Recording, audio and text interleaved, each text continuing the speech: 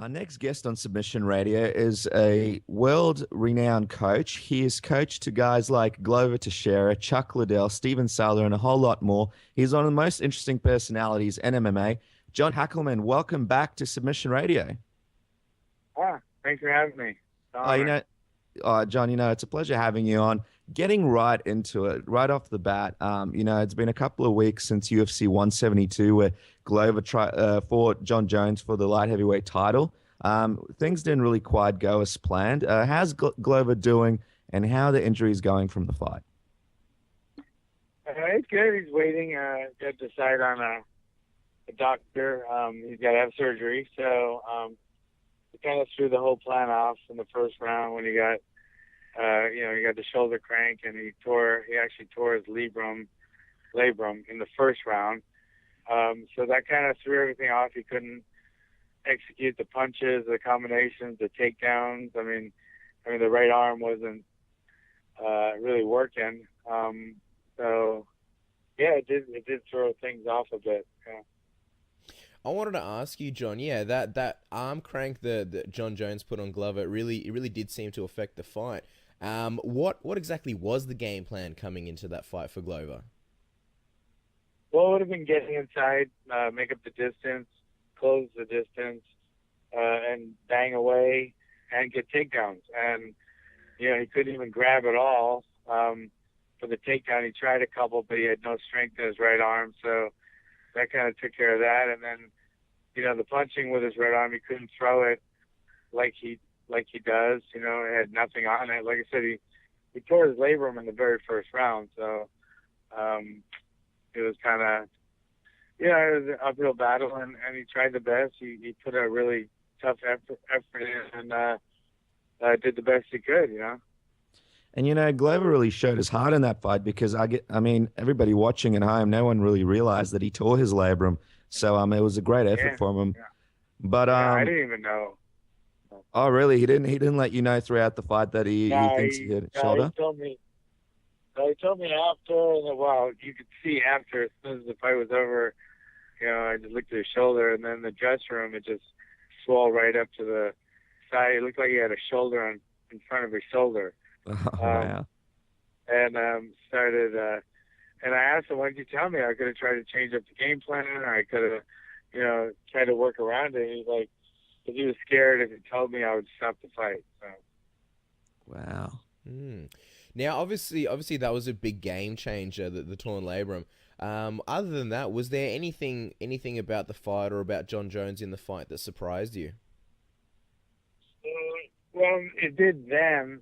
The way he was willing to, get inside and get in the pocket with Glover. But I didn't know at the time why Glover wasn't, taking full advantage of it. Now I do, and so that kind of surprised us that there was so much inside work by Jon. Which not to take anything away from him. Number one, he caused the damage on Glover, so that's wasn't an accident. And then the fact that he was able to utilize his game plan a lot better after the fact. Now, Jon, things like the shoulder crank, what are your thoughts on moves like that? Obviously, Jon Jones has a lot of interesting moves like that. He's got the kick to the knee, that shoulder crank that he did in Glover. Do you think those moves should be allowed in MMA, or what are your thoughts on those kinds of moves? Do you think it's fair because if you do hurt the opponent, you hurt him, it's a fight? Or do you think those kinds of moves maybe shouldn't be allowed because, they are quite dangerous to the fighters?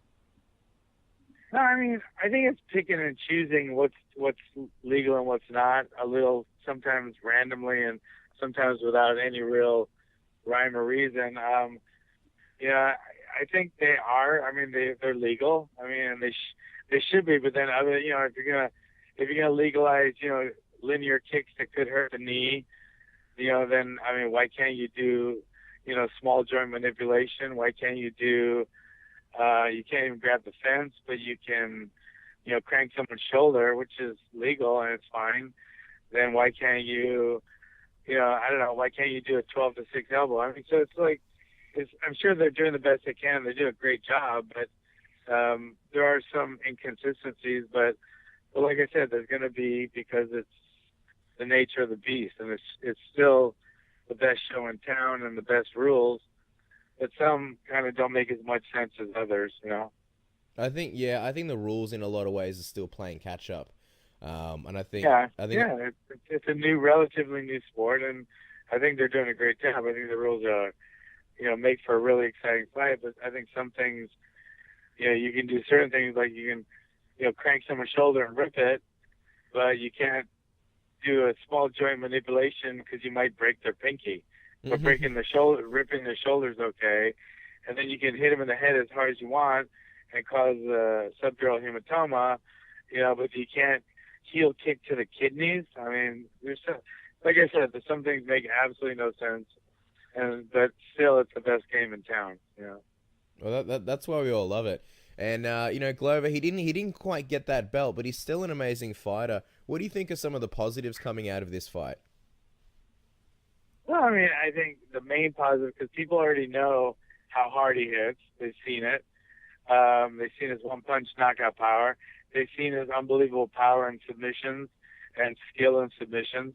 They've seen his really good wrestling. I mean, took down Rampage, 6 or 7 times. I mean, so they've seen his conditioning. They've seen him go. Now they've seen him, go 5, but they've seen him go 3 rounds really strong. So they know his conditioning. But now the X factor has been exposed, and that he's passed with flying colors. I mean, does he have a chin? Obviously, he has a great chin. And does he have the heart? Most certainly does. I mean, this answers that question because he answered him with flying colors. So I think it's raised his stock because not only does he have all the things that they knew, but now that X factor isn't a surprise anymore or a question mark. It's a exclamation point. Now, John, one of the other things I wanted to ask you about was the Jones hands in the face that he had throughout the fight in front of Glover's face. Obviously, there were a few eye pokes that came from that. Glover did say that he wasn't that happy about the hand being in the face for that much of the fight. Do you think people should be allowed to keep their hands right in front of someone's face, obviously due to the health implications that it could have for the eyes? I mean, I think you should be able to if you can do it, without poking the eyes. I think if you're going to do it, it should be really closely monitored. And if you go in, go near the eyes or hurt go in the eye, you get a warning, and then boom. I think it should go right to points away or more punishments. And if you're going to do it and you do it right, like I think Jon does it. I wasn't the one being touched in the face. Glover was, so I can't answer it with the clarity that Glover can, so he could answer better than I could. But say it was me, it would irritate me, but then as soon as the fingers start going in my eye, I think, like I said, there should be one warning, and then it should be points taken away or even more if there's going to be any fingers in the eyes, or else, let the, the groin shots and hitting in the back of the skull legal too. But like I said, I'm not. With that said, I'm not saying that Jon Jones was fouling at all, and that would be the only person that can answer that question is Glover. So, but my answer to my question is, if you can put your hand in somebody's face without sticking your fingers in the eye, then I think it should be perfectly legal. That's my answer to that. Now, makes sense. Now, obviously, Glover's going to continue fighting in the light heavyweight division, and I'm assuming he'd like that rematch against Jon Jones. After a loss, a lot of people often throw around the term "back to the drawing board." Now, as far as lessons go, moving on from this fight, do you think there's something that specifically that you need to or want to work on with Glover for the next time or next rematch, or do you think it more just comes down to different game plan? I think the game plan was really good. I would stick with the same game plan. And like you said, that shoulder crank was unexpected by everyone. I'm sure just all of a sudden, Jon Jones didn't even train for it. It just happened. He presented himself and he took advantage. But so I don't see any really huge game plan changes. I think if Glover's arm wasn't hurt in the first round, it would have been a different fight. But more power to Jon Jones because he was able to take advantage of a shoulder crank early on and I think changed the outcome of the fight, and that's not taking nothing away from him. It's only adding to his skill and ingenuity as a fighter. Now, speaking of things that John worked on, we actually had Mike John on the show last week, and he told us that a lot of Jones's unorthodox techniques are based on Kempo. Now that you've seen some of the effectiveness of the techniques that Jones uses, obviously you have a huge Kempo background yourself. Do you think you'll be employing some of those similar effective techniques with your fighters in the future? No, I have I mean, our stuff works pretty good. I mean, I think Jackson's guys and John's guys are good, but I think we have a much smaller camp, but I think my win percentage is just as good or better. I think what we're doing is working, and I'll stick with our strategy. We do employ a lot of, some of the traditional martial arts that I came up with, and I'm sure most systems do, but I mean, I don't really like that front kick. A couple of my guys do it to the knee.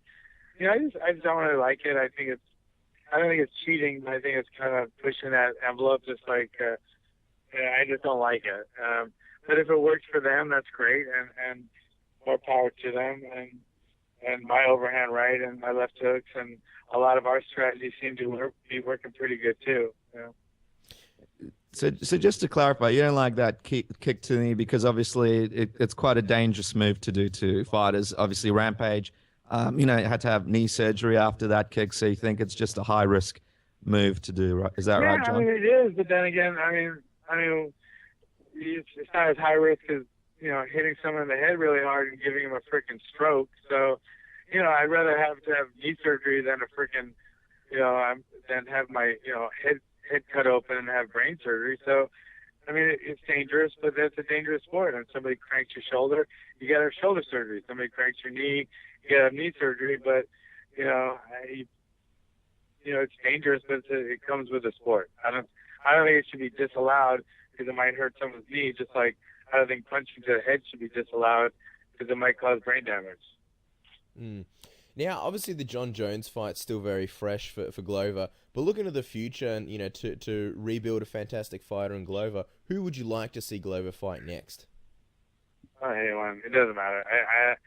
I mean, like I said, I think Glover can beat anyone out there, and even more now that he's been there. He went 5 rounds with a ripped shoulder muscle, so I think his next fight is he's just gonna get scarier and scarier now. And in terms of Glover, would moving down to middleweight ever be an option, or do you think that's just a weight class that Glover couldn't make, or there's probably just no need to? Yeah, no. Glover's never given up power for anyone, or he's never been the weaker or the smaller of the guys, So I think, walking around at 225, 230, it'd be pretty hard to make 185. So, speaking of Jon Jones, there's been some stuff in the media about Chuck Liddell saying some stuff about Jones. Do you think this is something that media is blowing out of proportion? Obviously, they're going for an angle where, it seems like Chuck doesn't like Jon Jones. Can you elaborate on that for us? I think it's an angle. I think, to be honest, I don't think Jon Jones or Chuck have as much to do as the media. I don't know. It seemed like they seem to be pushing that pretty hard. I think Jones' manager is kind of pushing it too, maybe to get some kind of, I don't know why, maybe get a big fight. I don't know why, to tell you the truth. You're gonna go LA. But it's not between John and Chuck. They have a lot of respect for each other. All kinds of. So I think it's being propagated by maybe Jones' manager or the press or whatever. But I mean, all Chuck said was, in his prime, he thinks he could beat Jon Jones. And then when Jon Jones is retired, and Chuck's going to retire, so he's not saying now, he said in my prime.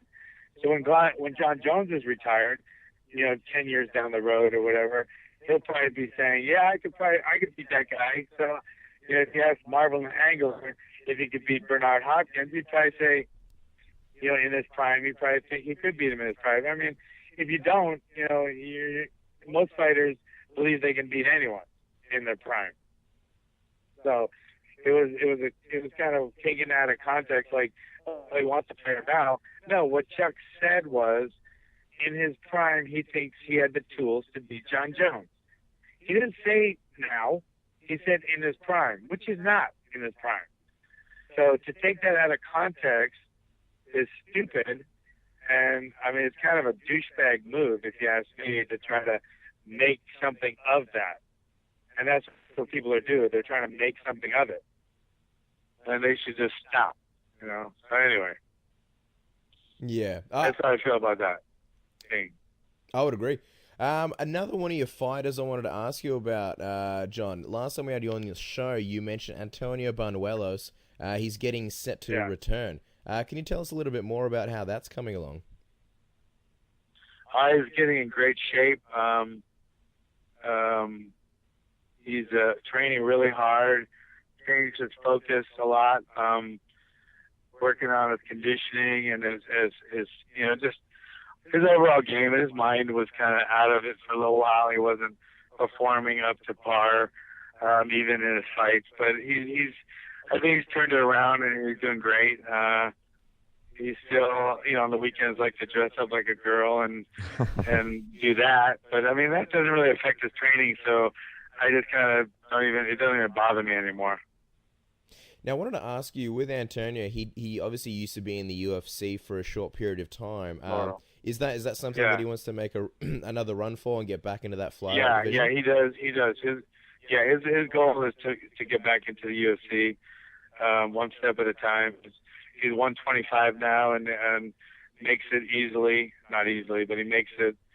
And he's training hard and sacrificing, making the proper sacrifice to get in to the game. I mean, he doesn't, you know, party anymore on the weekends, except for putting on a dress. And so, yeah, he's focused. Wow. Awesome. So yeah, hopefully we'll see him soon. Now, John, we've got some fan questions here from some forums. So we'll just shoot at you. Now, Flying Kimura wants to know why Glover almost never throws a lead left hand and starts every combo with a cross counter. We work a lot of left lead, left. Everybody's different, and that's one thing and he's just really not comfortable with yet. But like I said, it's just something he likes to, you know, load up a little more than he should sometimes.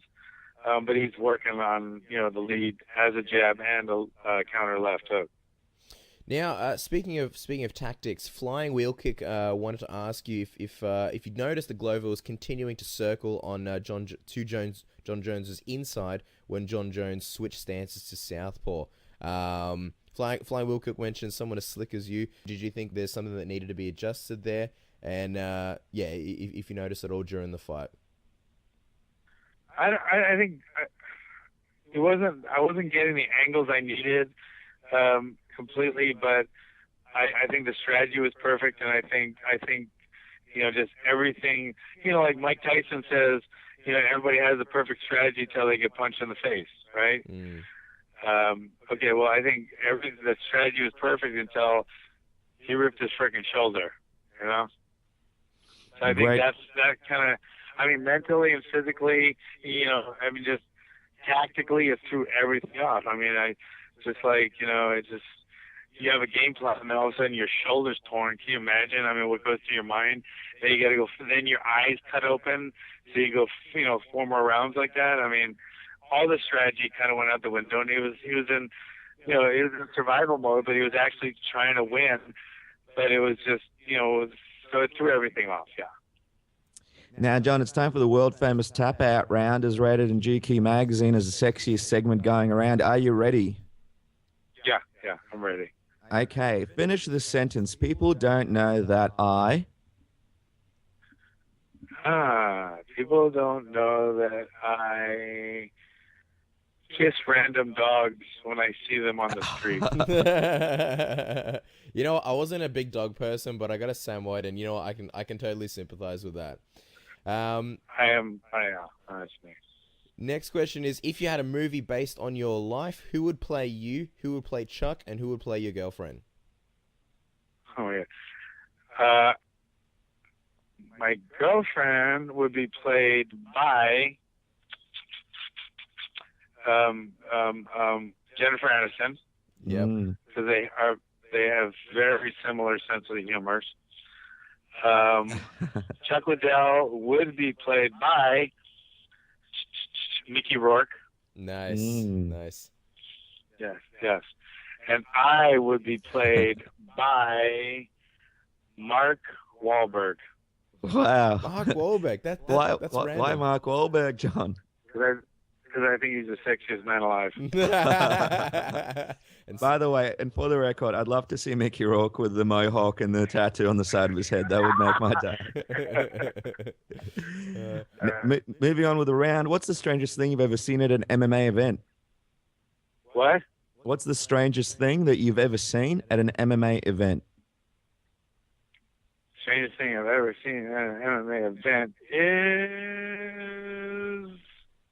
That's a weird one. That's an awkward one. Okay. Strangest thing I've ever seen at an MMA event. That's almost an impossible answer. Have you ever seen anything strange behind the scenes in the crowd, anything like that? I'll tell you.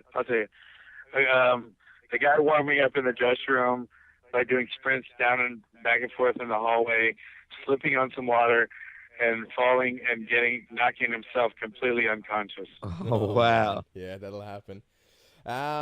Do you and Chuck Liddell ever have movie nights? And if you do, what is your favorite flick? Our favorite flick, and we can't get the name of it, is the movie. It's an old kung fu movie, and our favorite line is the guy gets out of bed with some woman, and he says, "Get up, get dressed, make the bed, and get out." And we can't remember the name of it, but back in the old days, Chuck and I used to watch that movie all the time on VHS. Wow. What a champion of a man, too. Yeah, but our favorite movie that is actually out is Shallow Hal. Shallow Hal's awesome. Now, owning a mixed martial arts school, do you think that unqualified teachers are a problem in MMA and martial arts today? No. I actually think most gyms are run by really qualified guys. Sometimes overqualified, actually. Okay. Now, you're known as a striking coach, but how much grappling do you do? Enough to get my guys where about half of my guys, win by grappling, and probably like 60% win by striking, 40% by grappling. My guys are pretty good. I know it.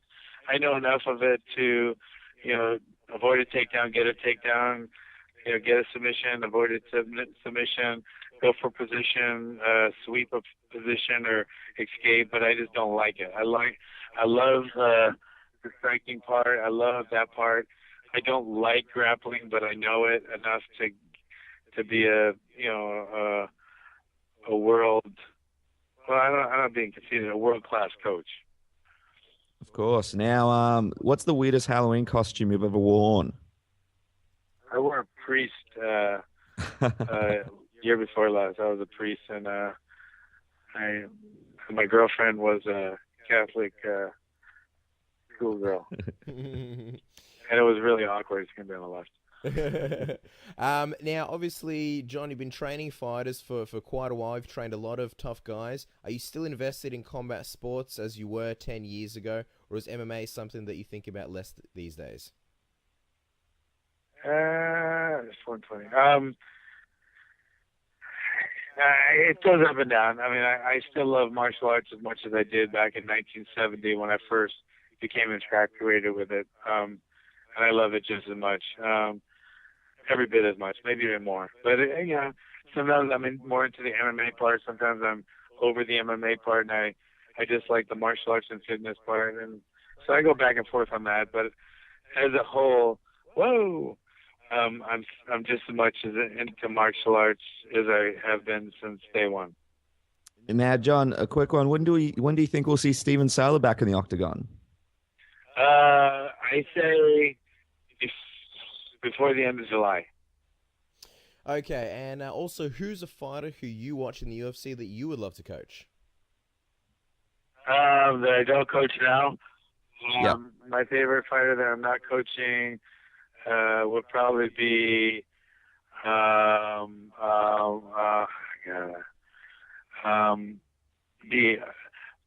Lau, Aldo, that group. That's a wily group right there. I think that would be amazing if you guys work together in the future. Guys, he is Jon Hackleman. Thank you so much for coming onto the show. You can catch him at Pit_Master and check out his school at http://thepitmma.com.